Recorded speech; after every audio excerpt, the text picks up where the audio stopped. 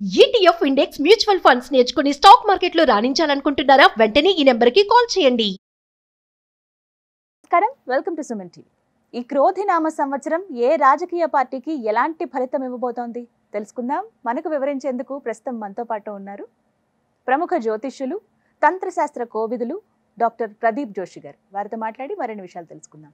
గురుగారు నమస్కారం అండి. శ్రీమాత్రే. క్రోధినామ సంవత్సర ఉగాది శుభాకాంక్షలు. మీకు కూడా. గురుగారు, కొత్త సంవత్సరం ప్రారంభమైందంటే పంచాంగ శ్రవణం అప్పుడు అందరికీ అన్ని అంశాలపైన ఆసక్తి ఉంటుంది. మరీ ముఖ్యంగా రాజకీయాలపైన కూడా ఆసక్తి ఉంటుంది. అంటే అందులోనూ ఈసారి సార్వత్రిక ఎన్నికలు ఉండబోతున్నాయి. ప్రత్యేకించి తెలుగు రాష్ట్రాలకు సంబంధించి ఎలా ఉండబోతోంది, అందులోనూ ఆంధ్రప్రదేశ్ ఎవరికి పట్టం కట్టబోతున్నారు ప్రజలు, అంటే జ్యోతిష్యం పరంగా ఎలా ఉందనేది అందరూ ఆలోచిస్తూ ఎప్పుడెప్పుడు ఆ పంచాంగ శ్రవణంలో విందామా అనే ఎదురుచూపు ఉంది అందరిలోనూ. మరి మీ మాటల్లో వినాలని అనుకుంటున్నాము. ప్రత్యేకించి ఎవరికి ప్రజలు ఈసారి పట్టం కట్టబోతున్నారు, ఎవరి ముఖ్యమంత్రి అవుతారు, పార్టీల పరంగా కూడా చూసుకున్నా కూడా ఖచ్చితంగా మేమే 175కి 175 అని ప్రస్తుతం ఉన్న అధికార పార్టీ చెబుతోంది. లేదా ఒక కూటమిగా ఏర్పడి మేము సాధిస్తామని మరికొంతమంది. ఇలా ఎవరి వైపు విజయం ఉండనుంది? అచింత్య వ్యక్త రూపాయ నిర్గుణాయ గుణాత్మని సమస్త జగదాధారమూర్తయే బ్రహ్మణే నమః. వాగీషాద్యాః సుమనసః సర్వార్థానాముపక్రమే యం నత్వా కృతకృత్యా స్యుః తం నమామి గజాననం. శారదా శారదాంబోజ వదనా వదనాంబుజే సర్వదా సర్వదాస్మాకం సన్నిధి సన్నిధిం క్రియాత్. శ్రీమాత్రే నమః. రాజకీయాలు చాలా మహాద్భుతమైనవి. జ్యోతిష్యంలో కూడా రాజకీయాలు చెప్పడానికి చాలా విశేషమైనటువంటి అంశాలని చూడాల్సి వస్తుంది. ఎందుకోసమంటే దీని కేవలం హోరాశాస్త్రం సరిపోదు, ఒక్కరి జాతకం ఎట్టి పరిస్థితుల్లో సరిపోదు. ఇది బాగా ఆలోచించాలి. అంటే నేను చాలా ఇప్పటి వరకు వీడియోలో అక్కడిక్కడ నేను సెర్చ్ చేస్తూ ఉంటే జగన్మోహన్ రెడ్డి హోరోస్కోపు, తెలుగు పాలిటిక్స్, తెలుగు రాష్ట్రాల politics, AP state election results అని కొడితే చాలా మంది జాతకాలు చెప్తున్నారు. చంద్రబాబు నాయుడు గారి జాతకం బేస్ చేసుకొని చెప్తున్నారు, జగన్మోహన్ రెడ్డి గారి జాతకం బేస్ చేసి చెప్తున్నారు, అట్లాగే పవన్ కళ్యాణ్ జాతకం బేస్ చేసి కూడా చెప్తున్నారు. వాస్తవంగా జ్యోతిష్ శాస్త్రానికి ఒక లక్షణం ఉంది. రాజు వేరు, ఇది రాజరికం కాదు, ఇది ప్రజాస్వామ్యం. ప్రజాస్వామ్యంలో ప్రజలే రాజులు. సో రాజు అవుతారు, కానీ ఇది రాజు కిందికి రాదు. ముఖ్యమంత్రి కేవలం ఒక్క వ్యక్తి ముఖ్యమంత్రి కాలేడు కదా. ఇప్పుడు జగన్మోహన్ రెడ్డి గారు ముఖ్యమంత్రి అవ్వాలన్నా ఆయన ఇడుపులపాయలో ఆయన కూడా గెలవాలి. అక్కడి వరకు ఆయన రాజయోగం. 175లో సగానికి సగం తప్పకుండా అయితే గెలవాలి. 85కు పైగా గెలిస్తేనే వారికి పట్టం కట్టే అవకాశం ఉంటుంది. అంటే రాజయోగం ఒక్కరికి కాదు, ఇక్కడ అందరికీ రాజయోగ సిద్ధి ఉండాలి. ఎవరెవరైతే ఎలక్షన్ లో నిల్చుంటున్నారో అందరికీ రాజయోగ సిద్ధి ఉండాలి. అప్పుడు ప్రజలు పట్టం కడతారు. కాబట్టి ఒక వ్యక్తి యొక్క ఇతనే ముఖ్యమంత్రి అవుతాడు, ఇతనే రాజయోగం ఉంది అని అంటే వీళ్ళందరికీ అతను అధినాయకుడు కాబట్టి అతనికి రాజయోగం ఉందా లేదా అనేది పరిశీలన అయితే చెయ్యాలి.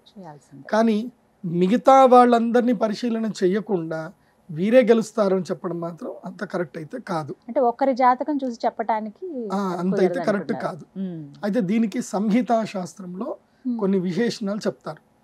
అంటే ఎప్పుడైతే గనక ప్రజలకి అధికారం ఎప్పుడైతే వస్తుందో, ప్రజలు ఒక్కరోజుకే రాజులు, ఒక్కరోజుకే కదా వాళ్ళు రాజులు.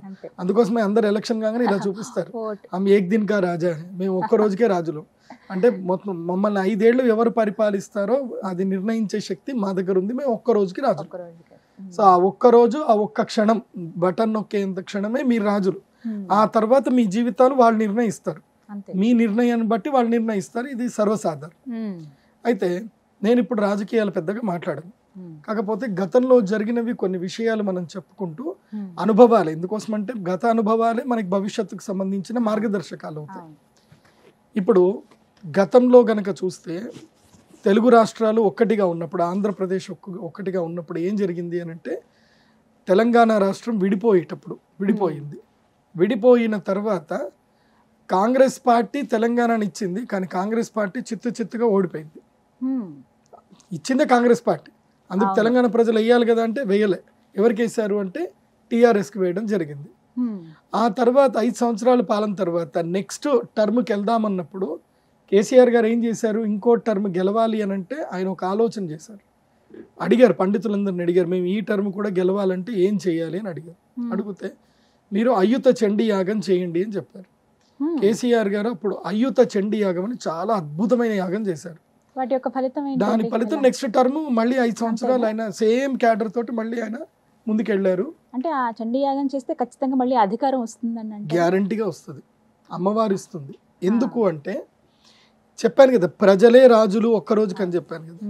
ఈ ప్రజలందరినీ కూడా ఆకర్షింపబడే ఒక శక్తి ఒకటి ఉంటుంది యూనివర్సల్, అదే అమ్మవారు. ఆ అమ్మవారికి అద్భుతమైన నామాలు ఉంటాయి, అద్భుతమైన శక్తి ఉంటుంది. ఆ శక్తిని బట్టి చేయాలి. ఏం జరిగింది, కేసీఆర్ గారు నెక్స్ట్ టర్మ్ గెలిచే ముందు అదే టైంలో ఆంధ్రాలో కూడా ఎలక్షన్స్ వచ్చాయి. చంద్రబాబు నాయుడు గారికి టర్మ్ అప్పుడే వచ్చింది, కేసీఆర్ గారికి ఫస్ట్ టర్మ్ అప్పుడే వచ్చింది. ఇద్దరికి ఫస్ట్ టర్మ్ వచ్చేసింది కొత్త రాష్ట్రాలలో. మళ్ళీ చంద్రబాబు నాయుడు గారు గెలవలేదు. ఎందుకు గెలవలేదు అని అంటే ఆయన నాస్తికుడు, ఆయన దైవము జోలికి వెళ్ళలేదు. నేను చేశాను, ప్రజలు నన్ను గెలిపించేస్తారు అన్న ధీమాతోటి ఉన్నాడు ఆయన. అదే జగన్మోహన్ రెడ్డి గారు ఏం చేశారు, కేసీఆర్ గారిని సంప్రదించారు, మీరు గెలవడానికి గల కారణం ఏంటి అని అడిగారు. మేము అయ్యుత చండీ యాగం చేశాం. ఏం జరిగింది, మేము కూడా చేయాలి అన్నప్పుడు ఆయన ఒక స్వామీజీ దగ్గరికి వెళ్ళారు. వెళ్ళి హరిద్వార్ వెళ్ళి ఆయన దైవానికి లొంగిపోయాడు. ఏది, నేను గెలవాలి అన్న ఉద్దేశంతో లొంగారా మరేం తెలియదు కానీ దైవానికైతే లొంగారు. గంగా నదిలో స్నానం చేశారు. ఆయన ఒక గురువు దగ్గరికి వెళ్ళి ఆయనకి అవకాశాన్ని ఇచ్చాడు. ఆయనకు ఒక దీన్ని ఏమంటారు అంటే వరుణము అంటారు, ఆ వరిణి అనేది ఇచ్చారు. ఇచ్చి అయ్యా నేను గెలవాలి, నాకు రాజయోగం రావాలి, రాజయోగానికి అమ్మవారి కటాక్షం నాకు కలిగేటట్టు చేయండి అన్నారు. అన్నప్పుడు ఆ స్వామీజీ ఎవరైతే ఉన్నారో వేరెవరో కాదు, స్వరూపానంద సరస్వతి స్వామి వారు, ఆయన అవకాశం ఇచ్చారు. ఆయన విశాఖ శారద పీఠంలో మహాద్భుతమైన యాగం చేశారు. ఈయన గురించి ఒక్కటి కాదు, 1.5 సంవత్సరం పాటు యాగం చేశారు. కంటిన్యూగా 1.5 సంవత్సరం పాటు యాగం చేస్తే అది ఎంత అద్భుతమైందంటే దాన్ని తిరస్కరణి విద్య అంటారు. తిరస్కరణి విద్య చేశారు ఆయన. అవి సీక్రెట్స్ అన్ని మాకు తెలుసు, కొన్ని ఓపెన్ గా మేము చెప్పం మీడియాలో. కొన్ని విద్యలు ఉంటాయి, తిరస్కరణి విద్య, హరిభయంకరి విద్య, త్రిపుర భైరవి విద్య, తర్వాత ఇంకా ఉంటాయి, అవి చెప్పకూడదు, ఉచ్చిష్ట చాండాలిని అని కొన్ని ఉంటాయి. సో అలాంటి కొన్ని మహాద్భుతమైన విద్యలు తెలిసినటువంటి గురువులు కొంతమంది ఉన్నారు. ఆ గురువుల దగ్గరికి వెళ్ళాడు, చేయించారు. లాస్ట్ టైం కూడా మీరు ఎలక్షన్స్ అప్పుడు ఒకసారి కనుక చూస్తే అన్ని సర్వేలు మొత్తం కూడా ఏంటంటే మళ్ళీ చంద్రబాబు నాయుడు గారే గెలుస్తారు, మళ్ళీ తెలుగుదేశం పార్టీ వస్తుంది, సర్వేలన్నీ చెప్పాయి. మొత్తం సర్వేలన్నీ బూటకమని తేలింది. ఇప్పుడు లాస్ట్ ఇయర్ ఎలక్షన్స్ లో కాగానే వైఎస్ఆర్సీపీ 140 సీట్లకేమో గెలిచాయి, 50 సీట్లేమో గెలిచాయి. సో దీంతో ఏం జరిగింది అని అంటే అందరికి ఒక్కసారి ఆశ్చర్యపోయారు, ఏంటి జగన్మోహన్ రెడ్డి గారి ప్రభుత్వం ఏంటి అని ఆశ్చర్యపోయారు. ఏం జరిగింది అని అంటే కేవలం 15 రోజుల్లో మొత్తం మారిపోయింది. ఆ 15 రోజుల ముందు వరకు అందరికి ఆలోచన ఉండే, 15 రోజుల్లో మొత్తం మారిపోయింది. ఎందుకు మారిపోయింది అంటే కేవలము ఇలాంటి తంత్ర పూజలు చేయడం వల్లనే మారింది. మీరు నమ్మండి నమ్మకపోతే. కాబట్టి అప్పుడు ఏమైంది, అదే తంత్ర పూజలు చేసుకున్న కేసీఆర్ గారు మళ్ళీ నెక్స్ట్ ఇయర్ టర్మ్ తీసుకున్నారు. అదే తంత్ర పూజలు చేసుకున్న జగన్మోహన్ రెడ్డి గారు నెక్స్ట్ టర్మ్ తీసుకున్నారు. ఇప్పుడు 10 సంవత్సరాలు జరిగింది. రాష్ట్రాలు ఏర్పడి 10 సంవత్సరాలు అయింది. ఇప్పుడు అధికార పార్టీ ఎవరైతే కనుక జగన్మోహన్ రెడ్డి గారు ఎందుకు ఇంత కాన్ఫిడెన్స్ గా చెప్తున్నారు అంటే ఆయన వెనుక ఒక గురువు ఉన్నాడు.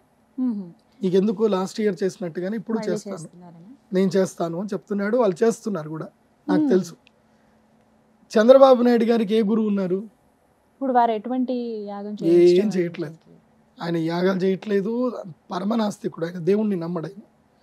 నేను ఇప్పుడు చెప్తున్నది ఏంటంటే ఇప్పుడు రాష్ట్ర ప్రజల యొక్క శ్రేయస్సు కోరి నేను గెలవాలి అని అనుకుంటే గెలిచే అవకాశాలు అయితే జ్యోతిష్ శాస్త్రరీత్యా ఇరు పార్టీలకి దాదాపుగా సరి సమానంగా ఉన్నాయి. ఓన్లీ 3% మాత్రమే వేరియేషన్ ఉంది. ఎవరికి ఎక్కువ ఉంది? అధికార పార్టీకి ఏమో 47% ఉంది. ఈ యొక్క ఏదైతే కూటమి ఏదైతే ఉందో ఆ కూటమి, నేనైతే కూటమి కాకుండా ఉండి అంటే బీజేపీని కలుపుకోకుండా బీజేపీ కేవలం ఎంపీ సీట్లు మాత్రమే ఇచ్చి అసెంబ్లీ సీట్లు కూడా తెలుగుదేశం పార్టీ పెట్టుకొని జనసేనకి 25 సీట్లు ఇస్తే 150 సీట్లు వీరు, 25 సీట్లు జనసేన పార్టీకి ఇచ్చి వెళ్తే బాగుండు. నేను అప్పుడు 67% వేసాను.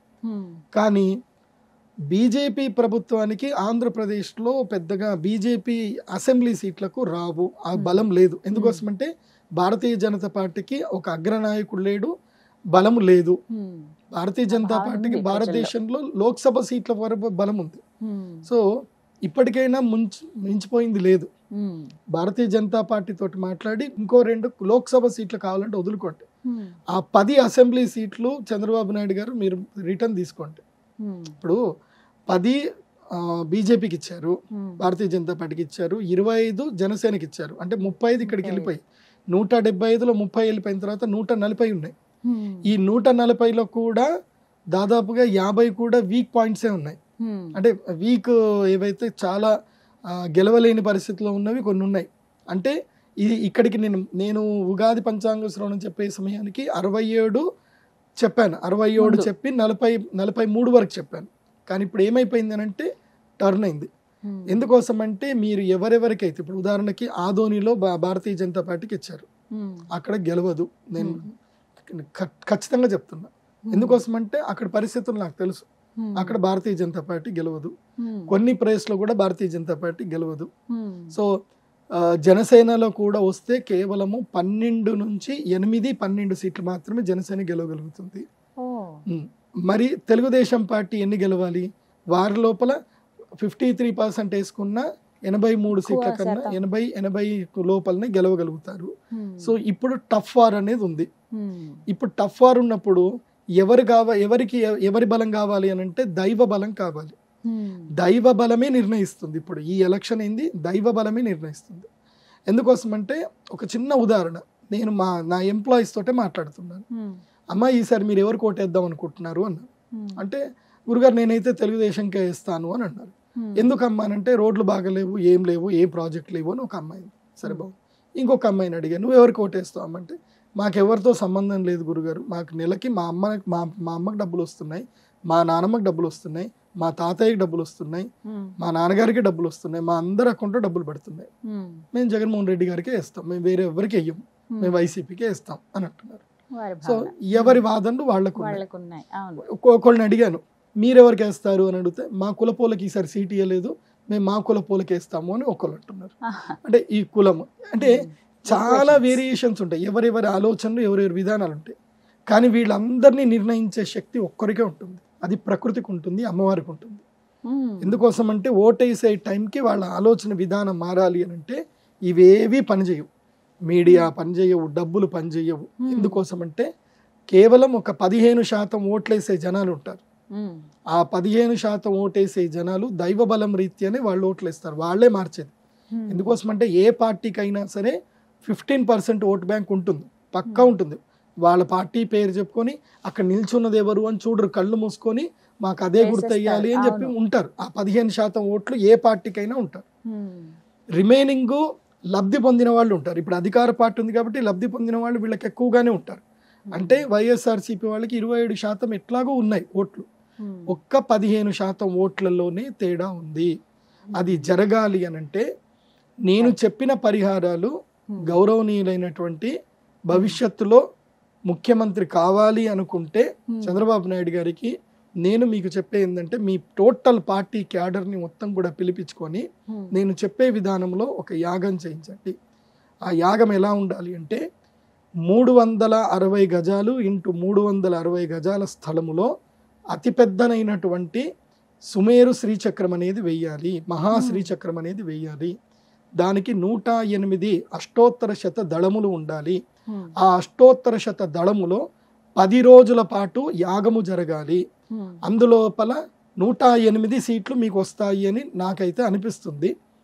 మరి ఆ 108 సీట్లు రావాలి అని అంటే ఈ యాగం చేయాలి.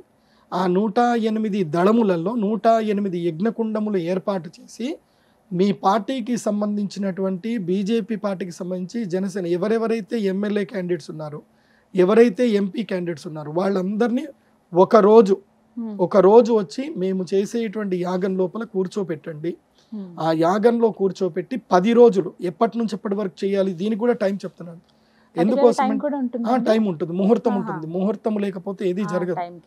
దీనికి ముహూర్తము చైత్ర శుద్ధ పంచమి నుంచి ప్రారంభం చేసుకొని, అంటే 9వ తారీఖు మనకి ఉగాది వస్తుంది. అంటే 9వ తారీఖు 4 రోజులు కలుపుకోండి. 9వ తారీఖు 4 రోజులు కలిపితే 14వ తారీఖు. ఈ 14వ తారీఖు రోజు నుంచి మొదలు 24వ తారీఖు వరకు మీరు తప్పకుండా ఈ 10 రోజుల పాటు యాగం చేయండి. అందులోపల మీరు కూడా ఒక రోజు వచ్చి కూర్చోండి నాయుడు గారు, అలాగే మా ఎవరైనా పవన్ కళ్యాణ్ మీరు కూడా వచ్చి కూర్చోండి. ఈ యాగము ఇది చిన్న యాగం కాదు. తిరస్కరిణి విద్య, ఉచ్చిష్ట చాండాలిని, దశమహావిద్య తంత్ర. అదేవిధంగా ఇంకోటి ఏమంటారు, కేసీఆర్ గారు అయిత చండీ యాగం చేశారు అంటే ఇక్కడ ఎన్ని హార్డ్లీ ఇక్కడ 90 ఏమో 90 ఇక్కడ 105, ఇక్కడ 107 105, అక్కడ 175. దానికి ఏం చేయాలి, అయుత కాదు ప్రయుత చండీ యాగం చేయాలి. ప్రయుత చండీ యాగం చేసి ఎంతో మందికి అన్నభిక్ష పెట్టి అన్నదానం చేసి 1,00,000 మందికి భోజనాలు పెట్టాలి.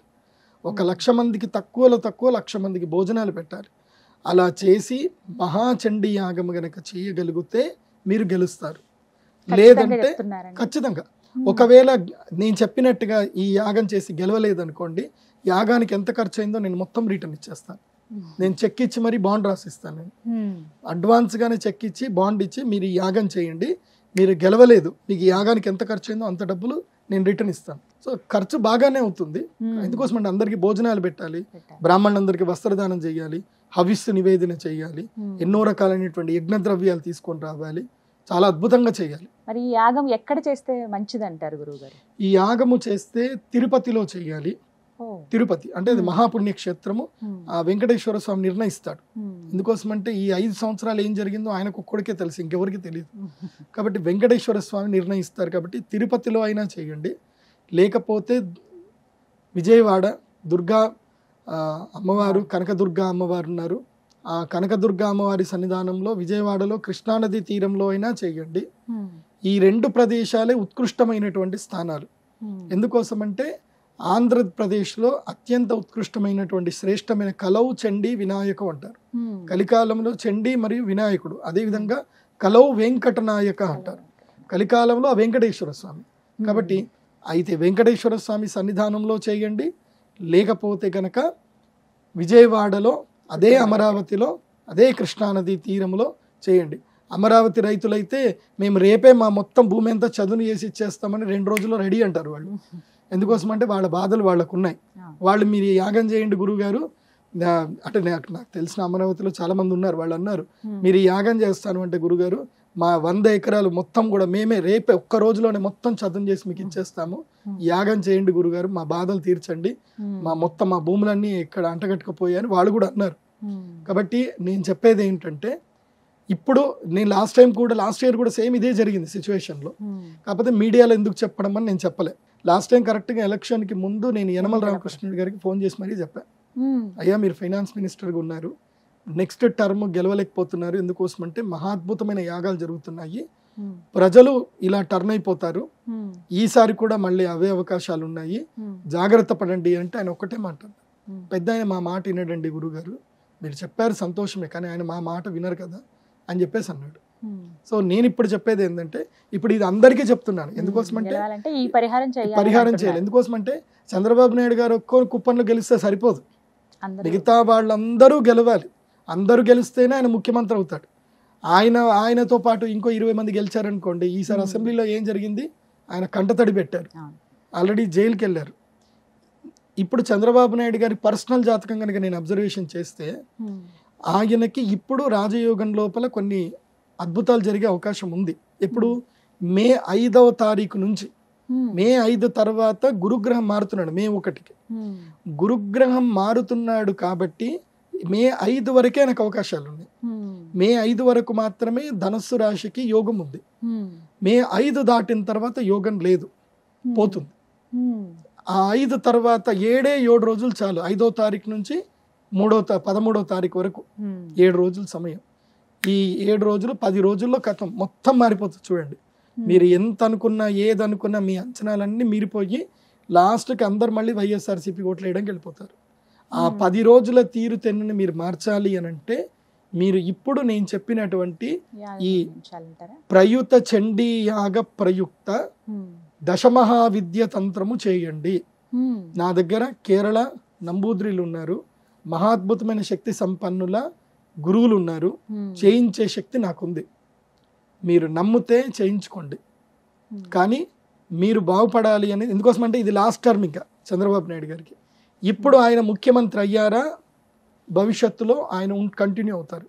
ఇప్పుడు ఆయన ముఖ్యమంత్రి అవ్వలేదా, ఇప్పుడు తెలుగుదేశం పార్టీ గెలవలేదా, భవిష్యత్తులో తెలుగుదేశం పార్టీని మళ్ళీ మొత్తం పడిపోతుంది, క్యాడర్ అంతా మొత్తం కోల్పోతారు.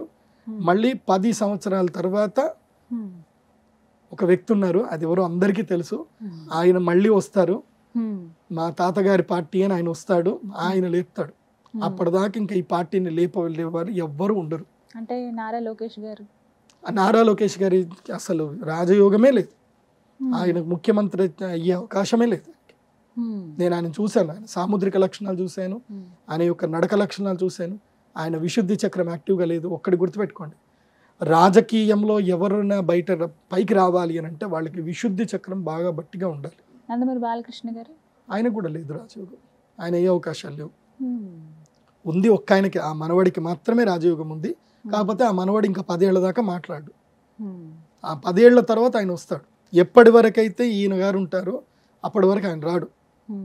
అది మాకు తెలుసు, మాకు వ్యక్తిగతంగా తెలుసు కాబట్టి చెప్తున్నాము. అప్పటి వరకు తెలుగుదేశం పార్టీ చేతులు కట్టుకొని కూర్చోవాలి. ఇదే లాస్ట్ అవకాశం చెప్తున్నాను తెలుగుదేశం పార్టీకి. అంటే ఈ ఒక్క పరిహారం చేస్తే ఖచ్చితంగా అధికారంలోకి వస్తుందా? ఇది మహాపరిహారం, చాలా చిన్న పరిహారం కాదు. ఇప్పటి వరకు భారతదేశ చరిత్రలో ఇలాంటి ప్రైత చండీ యాగము ఎవరూ చేయలేదు. ఒక చిన్న మాట గురువుగారు, ఇప్పుడు అంటున్నారు వీరు చేస్తే కనుక ఖచ్చితంగా అధికారంలోకి వస్తారు.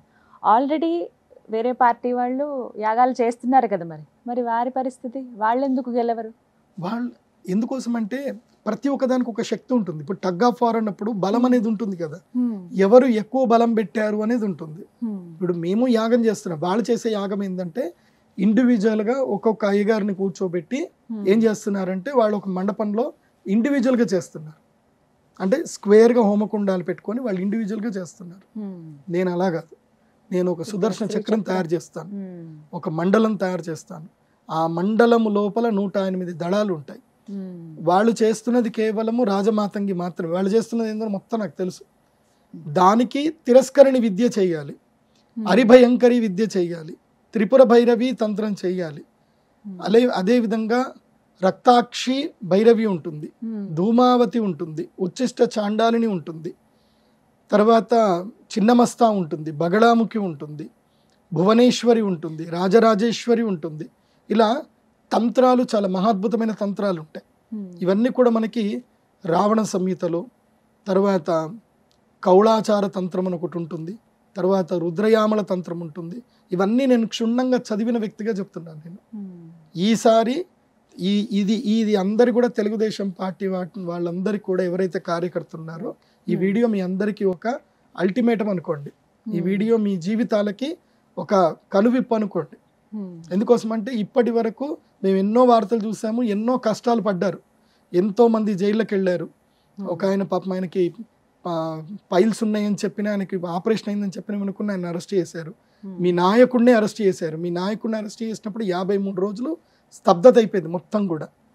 సో ఒక్కటి గుర్తు చేసుకోండి, ఈసారి మిస్ అవుతే ఇంకా మళ్ళీ 10 ఏళ్ల వరకు తెలుగుదేశం పార్టీ లేవదు. కాబట్టి ఇప్పుడే మీరందరూ జాగ్రత్త పడండి. ఇక వైఎస్ఆర్సీపీ విషయానికి వస్తే కనుక వారికి గురువులు ఉన్నారు, వారు చేస్తున్నారు, వారికి గెలిచే అవకాశాలు మెండుగా ఉన్నాయి. ఎందుకోసం అంటే వాళ్ళు ప్రజలకి ఎంతో కూడా చేశారు, ఎన్నో ఇచ్చారు. మిడిల్ క్లాస్ వాళ్ళు ఇల్లు కొనుక్కున్నారు, ఇవి మేలు జరిగాయి. అంటే కొన్ని పాజిటివ్స్ కూడా ఉంటాయి, కొన్ని నెగిటివ్స్ కూడా ఉంటాయి.